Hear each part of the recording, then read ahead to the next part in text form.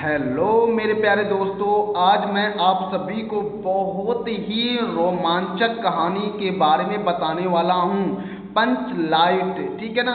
ये कहानी बहुत ही ज़्यादा दिलचस्प है। अगर आप लोग इस कहानी को सुनोगे ना तो एकदम मज़ा ही आ जाएगा।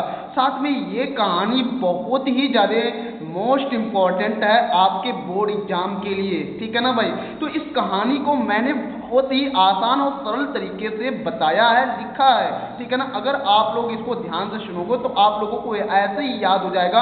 और हाँ, आप लोगों का एक भी नंबर नहीं कटेगा, क्योंकि मैंने उस तरीके से आप लोगों को यहाँ लिख करके बताया है, ठीक है ना। ये कहानी दिलचस्प है ही, साथ में बहुत ही ज़्यादा मोस्ट इम्पॉर्टेंट है। तो ध्यान से इस कहानी को सुनिएगा, बहुत ही मज़ा आएगा, है ना। तो शुरू करते हैं बिना देरी किए हुए अपने इस प्यारे से कहानी को, है ना भाई। तो कहानी का नाम क्या है? पंच लाइट। थोड़ा सा मैं कैमरा ऑफ कर दूँ। पंच लाइट, हाँ भाई, पंच लाइट है, पंच लाइट है, ठीक है ना भाई। तो पंचलाइट कहानी को हम लोग कैसे लिखेंगे, ध्यान से आप लोग देखिएगा और सुनिएगा, मजा आ जाएगा भाई, ठीक है ना भाई। चलो ठीक है, सबसे पहले देखते हैं पेट्रोमैक्स यानी पंचलाइट की खरीदारी, ठीक है ना भाई। सबसे पहले क्या होता है, जो पंचलाइट होता है ना, ठीक है ना, उसकी क्या होती है, खरीदारी होती है भाई। तो खरीदारी कैसे होगा, ध्यान से आप लोग देखिएगा, मजा आएगा भाई। सबसे पहले हम लोग ये जानेंगे कि जो पंचलाइट है उसकी खरीदारी कैसे की गई, ठीक है भाई। फटाफट ध्यान से देखते रहिएगा। तो कह रहा कि गांव में रहने वाली विभिन्न जातियां अपनी अलग अलग टोली बनाकर रहती हैं, ठीक है ना। मतलब पहले के ज़माने में क्या होता था ना कि जो भाई जिस जात के रहते थे उनकी अलग टोली रहती थी। टोली मतलब समूह रहता था, और मतलब अलग अलग जाति के अलग अलग समूह रहते थे, ठीक है ना भाई। हाँ, क्या उन्हीं में महतो टोली के पंचों ने मिलकर 15 महीने से दंड जुर्माने के द्वारा जमा पैसे से रामनवमी के मेले से इस बार पेट्रोमैक्स खरीदा। मतलब उन अलग अलग जातियों के जो समूह रह रहे थे, उन अलग अलग जातियों के समूह में एक महतो नाम की टोली रहती थी। समझ में आया कि नहीं आया? हाँ, उस महतो नाम की टोली में जो सारे पंच थे ना, वो सारे पंचों ने पैसे के इकट्ठा करके रामनवमी का जो मेला था, उस मेले से उन्होंने क्या खरीदा, पंचलाइट खरीदा या पेट्रोमैक्स खरीदा। पेट्रोमैक्स कह लो या पंचलाइट कह लो, दोनों एक ही बातें हैं। हाँ, फिर आगे चलते हैं। इन्होंने कहा कि पेट्रोमैक्स खरीदने के बाद बचे 10 रुपए से पूजा की सामग्री खरीदी गई। मतलब पेट्रोमैक्स यानी पंचलाइट खरीदा गया, साथ में क्या खरीदा गया भाई, 10 रुपया बच गया, ठीक है ना। जब 10 रुपया बच गया तो भाई कहा गए भाई पहली बार खरीदा जा रहा है तो भाई पूजा पाठ तो बनता ना। जैसे भाई आज के समय में भी जब हम कुछ नया सामान खरीदते हैं तो उसका पूजा वूजा किया जाता है, सीधी सी बात है। जैसे आप कोई गाड़ी खरीदते हो, चाहे आप बाइक ही खरीदते हो, चाहे पहिया खरीदते हो, कुछ भी खरीदते हो तो आप उसका पूजा करवाते हो ना। हाँ, वैसे ही उस समय पंचलाइट बहुत ही ज़्यादा भाई जानो जरूरत था भाई, बहुत जरूरी चीज़ थी, ठीक है ना। पंचलाइट तो आप सब शायद आप लोग नहीं देखे होंगे, बस ये गैस से ही मतलब मेंटूल उसे बोलते थे, ऐसे कुछ करके बोलते थे, ठीक है ना। हाँ, तो जो 10 रुपया बचा था ना, उसका पूजा का सामग्री खरीद लिया गया, ठीक है ना भाई। कितने रुपए का? 10 रुपए का, ठीक है ना भाई। कह रहा पेट्रोमैक्स यानी पंचलाइट को देखने के लिए टोले के सभी बालक, औरतें एवं मर्द इकट्ठे हो गए, क्योंकि भाई वो सबके लिए नया था, अजूबा था, ठीक है ना। इस नाते उस चीज को देखने के लिए भाई क्या ये चीज है, कैसे ये जलता है, कैसे क्या होता है, ये सारी घटना को देखने के लिए ना पूरे उस टोली के जितने भी बच्चे, बूढ़े, औरत, आदमी जितने भी थे वो सारे के सारे क्या हो जाते हैं, वहां इकट्ठा हो जाते हैं, ठीक है ना भाई। और उस टोली का जो सरदार था वो अपनी पत्नी को आदेश दिया कि वह इसके पूजा पाठ का प्रबंध करे, ठीक है ना भाई। कि भाई देखो, बिना पूजा पाठ किए हुए इसे नहीं जलाया जा सकता, इस नाते सबसे पहले इसका पूजा पाठ किया जाएगा। ये बात किसने बोला? उस टोली का जो सरदार था अपने पत्नी से बोला। अब आगे चलते हैं, पंचलाइट को जलाने की समस्या। भाई समस्या आ गया भाई, जो नहीं जलाना जानता है वो कैसे जला सकता है। तो भाई आगे चल कर देखते हैं। कह रहा महतो टोली के सभी जन सभी जन मतलब लोग, सभी लोग पंचलाइट के आने से अत्यधिक उत्साहित हैं। मतलब सारों मतलब उस टोली में खुशी का पूरा एकदम माहौल है, एकदम मतलब आनंदित है। तो लोग मजे में है कि भाई एकदम मजा आ जाएगा, अब हमारे टोली में एकदम उजाला उजाला ही रहेगा। समझ में आया कि नहीं आया भाई? तो सब लोग एकदम उत्साहित थे इसको लेकर के। फिर कह रहा लेकिन उनके सामने एक बड़ी समस्या आ गई भाई। क्या आ गया भाई? बड़ी समस्या आ गई। कैसी समस्या? कि पंचलाइट जलाएगा कौन? खरीद कर तो लाया गया, ठीक है, लेकिन अब इसे जलाएगा कौन भाई? जलाने भी तो आना चाहिए ना, हर कोई तो जला नहीं सकता, तो भाई उसे जलाने भी आना चाहिए। तो ये सबसे बड़ी समस्या आ गया भाई, कौन जलाएगा इसे? क्योंकि किसी भी व्यक्ति को उसे जलाना नहीं आता था। इस नाते समस्या आ गई, ठीक है ना भाई? चलो ठीक है भाई। फिर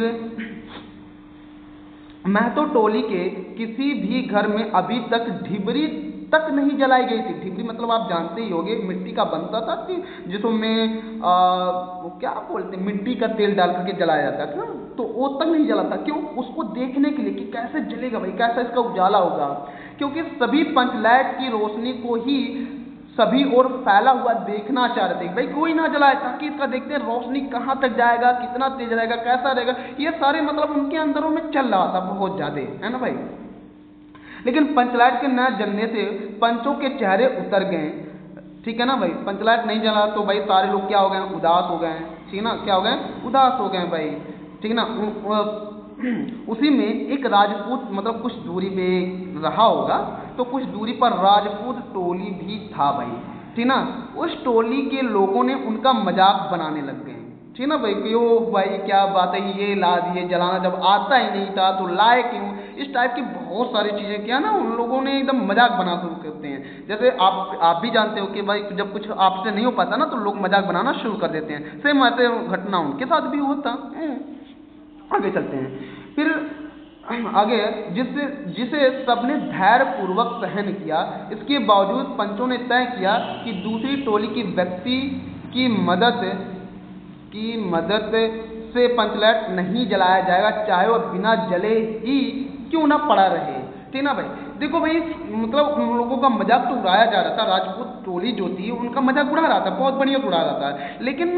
लेकिन महतो टोली के जितने भी सारे लोग थे ना एकदम मतलब धैर्य होकर के बस सुनते जा रहे थे। भाई बोल ले, जितना बोलना है बोल ले भाई, नहीं जल रहा है तो क्या कर सकते हैं, नहीं जलाने आता तो क्या कर सकते हैं भाई, समझ में आया कि नहीं है? तो उन्होंने बहुत ही धैर्य से बस सुनता रहा, ठीक ना?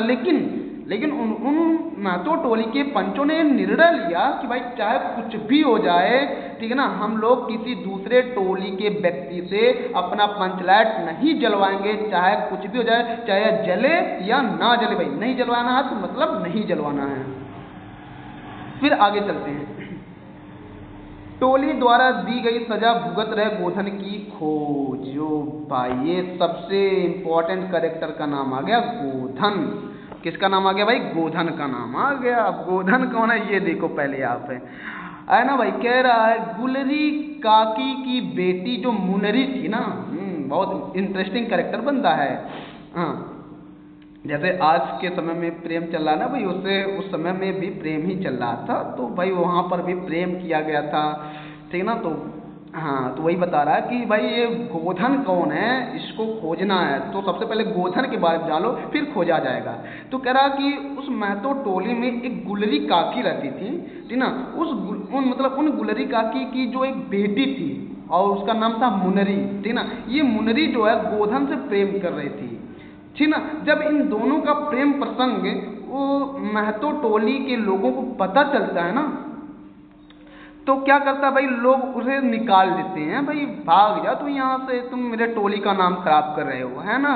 हाँ, तो जो गोधन था उस गोधन को पंचलाइट जलाना आता था, ठीक है ना?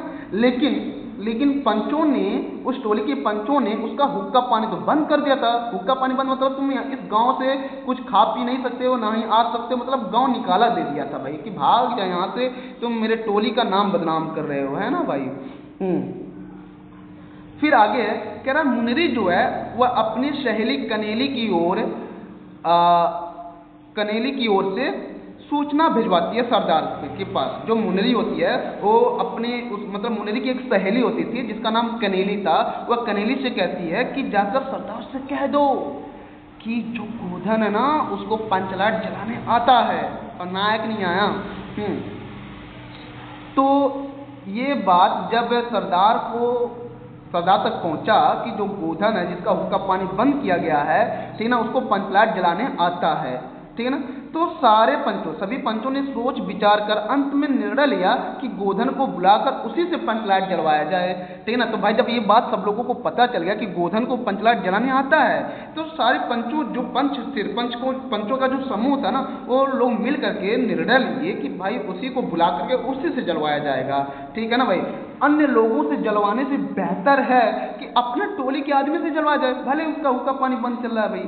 चलो ठीक है भाई, आगे चलते हैं। कह रहा गोधन द्वारा पंचलाइट जलाना। तो जो गोधन होता है भाई उसका खोज ओज करके लाया जाएगा और फिर उसी से पंचलाइट जलवाया जाएगा। कह रहा सरदार द्वारा भेजे गए छड़ीदार के कहने से नहीं आने पर गोधन को मनाने गुलरी काकी गई, ठीक है भाई। मतलब वो भी यार क्या बंदा था भाई कि मैं ऐसे किसी को बुलाने से नहीं जाऊंगा, अगर गुलरी काकी या उसके कोई घर वाले जो भी रहेंगे वो अगर बुलाएंगे तो मैं जाऊंगा। वाह भाई, कैरेक्टर का आदमी था। चलो ठीक है, तो सरदार छड़ीदार भेजा, मतलब जो भी होते हैं ना उनके लठैत बोलते थे पहले शायद, हाँ, भेजे तो उसके कहने पे नहीं आया। तो गुलरी काकी खुद गोधन को मनाने गई कि भाई चलो। तब गोधन ने आकर पंचलाइट में तेल भरा और जलाने के लिए स्प्रिट मांगा, ठीक ना। मतलब आया, मान गया और आया, पंचलाइट में तेल भरता है, तेल भरने के बाद ठीक ना स्प्रिट मांगता है, मतलब जलाने के लिए। लेकिन स्प्रिट नहीं रहता है, तो स्प्रिट के अभाव में उसने गरी मतलब जानते हो ना, नारियल जिसे कहते हैं, नारियल के तेल से ही पंचलाइट जला दिया। इतना ज़्यादा उसके अंदर काबिलियत था भाई कि नहीं रहने के बावजूद भी उसने जला ही दिया। पंचलाइट के जलते ही टोली की सभी सदस्यों में खुशी की लहर दौड़ गई, ठीक है ना। जैसे ही मतलब पंचलाइट जला तैसे सारे उस गांव मतलब उस टोली के जितने भी लोग थे एकदम खुशी से पूरा झूम उठे। कीर्तनिया लोगों ने एक स्वर में महावीर स्वामी की जय ध्वनि की ओर कीर्तन शुरू कर दिया।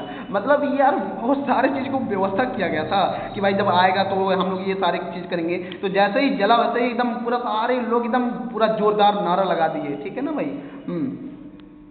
आगे चलते हैं। पंचों द्वारा गोधन को माफ करना, भाई इतना बड़ा काम कर दिया, पूरे टोली की इज्जत बचा ली, तो भाई सीधी सी बात है तो दया तो आ ही जाएगा उसके अंदर, पंचों के अंदर। तो लिखा भाई कि गोधन ने जिस होशियारी से पंचलाइट को जला दिया था उससे सभी प्रभावित हो गए थे। भाई वाह भाई, काम का बंदा है ये। गोधन के प्रति सभी लोगों के दिल का मैल दूर हो गया, गोधन ने सभी का दिल जीत लिया। मतलब इस तरीके से जो गोधन था ना भाई, सारे लोगों का दिल जीत लिया भाई, सारे लोगों को।